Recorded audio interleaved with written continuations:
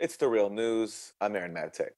The Supreme Court has ruled North Carolina unlawfully used race in redrawing two congressional districts.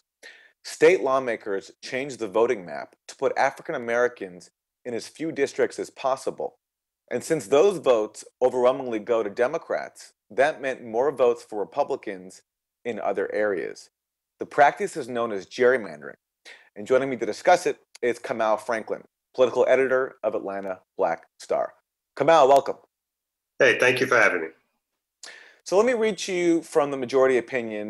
This is Justice Kagan. She writes, a state may not use race as the predominant factor in drawing district lines unless it has a compelling reason, unquote. So it's 2017, and we have the Supreme Court ruling that a state used race as the predominant factor in drawing up the map of a voting district.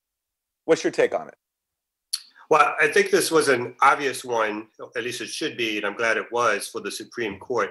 It was obvious in North Carolina that the Republican majority decided to use race, as you stated earlier, as a way to filter the majority of Black votes into two districts. In fact, if you look at the configurations of the two areas, the 1st Congressional District and the 12th Congressional District, they went through a lot of pains to make sure that they could fit as many Black people into those two districts as possible.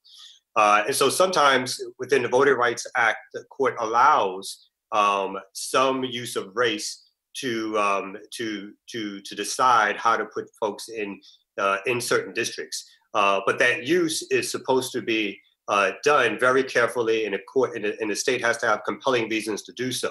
In this particular case, the court found that they didn't have compelling reasons because the reasons that the state attributed it to why they had done this turned out to be false. And the main reason that they used was that they were actually trying to comply with the Voting Rights Act and putting all the Black folks into one district as a way to give them minority majority protection. Unfortunately, the court read right through this, unfortunately for North Carolina Republican legislators, not for the people of North Carolina.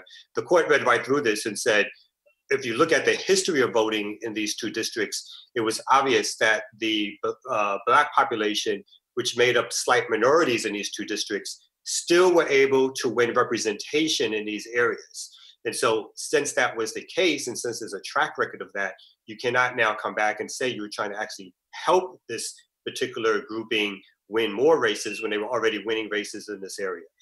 So that became a very obvious false reason that the state was using for why it did what it did. That's fascinating. A law that was designed to prevent voting discrimination is then cited by the state Republicans in North Carolina to carry out what at least the court has ruled to be racially based discrimination to exclude African American voters. Yeah, exactly. And I think this bodes well for future court challenges, because the other thing that the court noted in this particular case was that the state tried to suggest as another rationale for what they did was that they were doing it for political reasons. And within these kind of cases, it's almost you can do something for a reason that's not a great reason, like trying to keep your political majority, but you can't do it for a reason that's protected by the Constitution, like discriminating against a certain race and or gender or so forth. So in this particular case, what the court also found was that by using the methods that they use, that they were actually attempting to again jam these folks into this one area. And the court said that there was no way they were going to let that stand. In other cases, it was obvious that they were using race to suggest that race was a de facto reason in some ways, because the political affiliation became the main reason. And the court again read right through this and said, look, in these cases, if race is tied really, really closely to political affiliation, we're still going to look at this as a race-based reason for what you're doing. So in terms of this case having an impact beyond North Carolina, there was a report put out by the Brennan Center, and they found that racial gerrymandering by Republicans gave them an extra 16 or 17 seats in the House. I think, yeah, I mean, I think even in this particular case, even though the Supreme Court decided it in a way I think it will be fruitful for future challenges, because this case is a little old and these districts were actually redrawn since this case came to the court, it had no effect on the Republican majority in the state Senate and the state House. So I think in the state, the federal House, in terms of the division of delegates or representation between Republicans and Democrats. So I think Republicans, although they see a warning, will still try, particularly during this crucial time where the next census is coming up in 2020, to begin to practice this not only this practice of gerrymandering, but also continuing their practices of voter ID laws, particularly with a favorable administration in the White House and a favorable Congress and held by Republicans.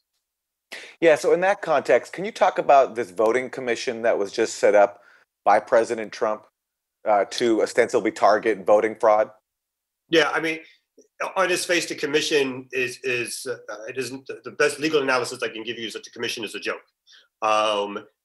It's obvious that what Trump is doing, and he's doing it at the behest of the Republican Party, is to try to slow down the demographic train that's running through this country. That's basically saying that there will be Black, Latinos, who become the majority, Black, Latino, and Asians who become the majority with progressive whites, which could lead in the near future to more Democrat, liberal, left type of candidates getting elected. That train is something that the Republicans are doing everything they can to slow down. The person that was appointed by Trump from Kansas is well known to be an architect of voter ID laws, which again try to take people, Black people in particular, off the ballots. So I think there's going to have to be a strong fight to make sure that this commission and whatever findings that it has are really rallied against, that people do what they can to stop this from happening, because what they're trying to do is stop the future and stop progress and stop history from taking place by reverting back to old rules and old ways that were tried in the 40s, 50s, and 60s. And so history is repeating itself in certain ways. They're going to try to use less overt racial languages, as was done in the past, and instead use certain technicalities to try to suggest voter fraud is happening in some major way, when in actuality, we all know that voter fraud rarely happens, and the larger issue is voters being knocked off the rolls and not being allowed their rights to vote.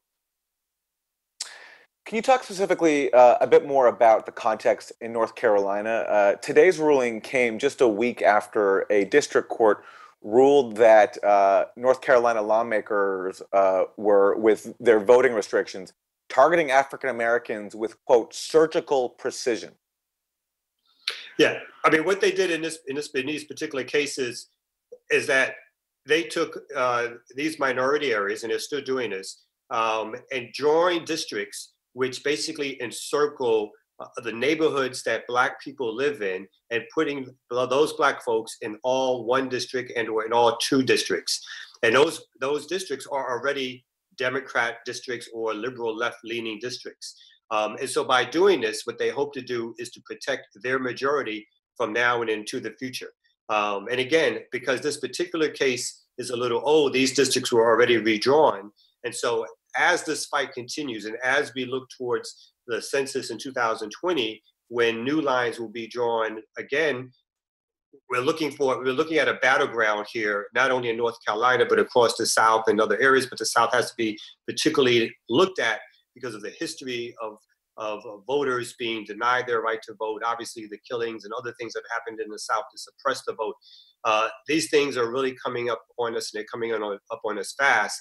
And these are just some of the opening shots, I feel, from right-wing legislators to continue to control the political process in the Deep South.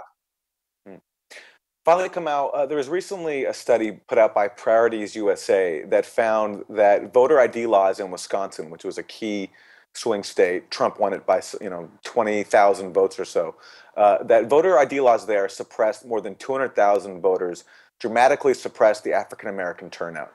What has to happen, aside from all these court cases, what has to happen on the ground between now and 2018 and 2020 for things to change?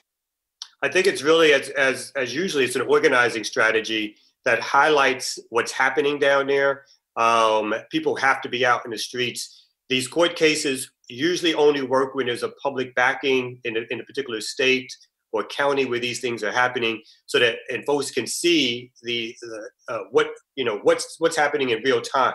So in real time in these particular districts, an expanding Black, Latino communities and demographics are now being narrowed and denied proper access to rights to vote.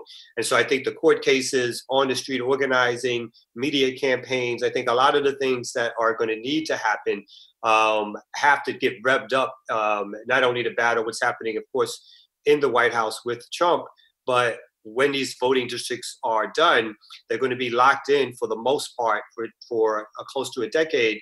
And it's going to try to seal the Republican majorities, even though demographic changes are happening. And so I think people have to be omnipresent and omni-aware of what's happening on the ground and do something about it in terms of organizing. Kamau Franklin, political editor of Atlanta Black Star. Kamau, thank you. Thank you. And thank you for joining us on The Real News.